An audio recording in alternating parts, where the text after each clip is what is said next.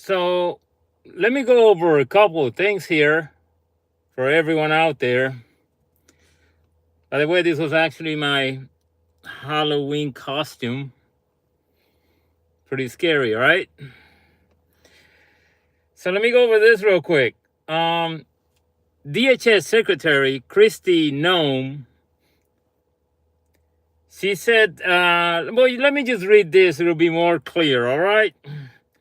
The Department of Homeland Security has issued stern warnings that blocking, assaulting, or otherwise interfering with ICE agents while they perform their duties is a federal crime, punishable by severe penalties, including substantial fines and imprisonment.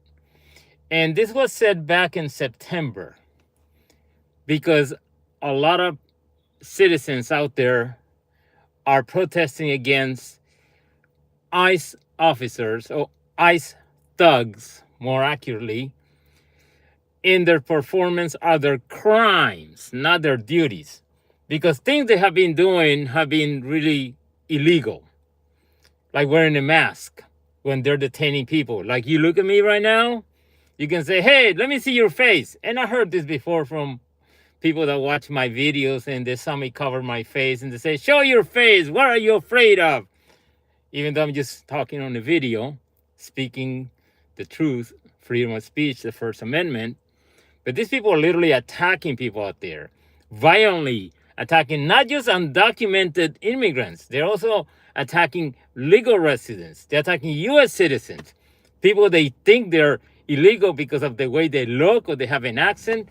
And they're not even professional about the way they go about it, like other agencies, like an FBI agent or a DE agent or U.S. Marshals can approach people and initially they contact the person in a professional manner. They only engage in violence after the suspects engage in a combative way. But no, they're outright attacking people. So this here now goes with the press release that came out 3 days ago. Well, it's more like 5 days ago now. It says here, a press release from the DHS says 8,000% increase in death threats against ICE law enforcement as they risk their lives to remove the worst of the worst. Now, the title of the press release already, you can tell, is a lie. The Trump administration, or the MAGA administration, since the lying king was sworn in, has been lying in all the press releases. Me as a reporter covering the news and politics and government and many things throughout 20 years, I read press releases from government and they were always very, they could be a little bit biased, I admit it. But the Trump administration or the MAGA administration is outright lying. Like this, that's the title of that press release. You read that and you're like, oh my God, what is this? This is lies. Right in front of people's eyes. And people eat it up. The MAGA cult, or the Trumpers, or the conservatives eat it up. Oh my God, 8,000% attack on, it's a, no. Oh, that they're doxing. Officers are supposed to have no mask when they conduct business. Now, some of the things that are doing is causing people to attack them. You don't hear them attacking the FBI, or you don't hear them attacking U.S. Marshals, or you don't hear them attacking ATF agents. They're only resisting, sabotaging, blocking, interfering against ICE officers because they're acting in such an illegal way. And I can give you several examples you can find online, unless you're in a bubble and you don't want to admit it. But there's a U.S. citizen in California. You can tell he was once an immigrant because he has an accent. He's older man and he's 70. He was tackled down and thrown to the ground. They broke his ribs. They got bruises all over his body. And the ICE agents didn't care. And he was not violent against them at all. He was telling them, hey, why are you in my business? Why are you strolling into my business without permission? without showing a warrant. And you're trying to attack my employees. Here, they're all legal. She was trying to explain this peacefully. You can see the video. And they just threw him on the ground. Now, DHS is facing a lawsuit for that.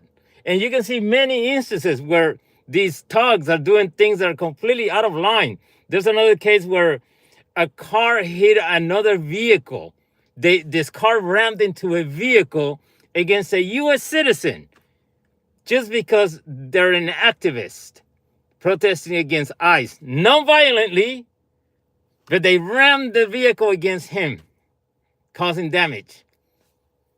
There's another instance where there was a couple with a baby in their car. From my understanding, the father may have been undocumented, but the wife was American, Caucasian American with their baby in the car.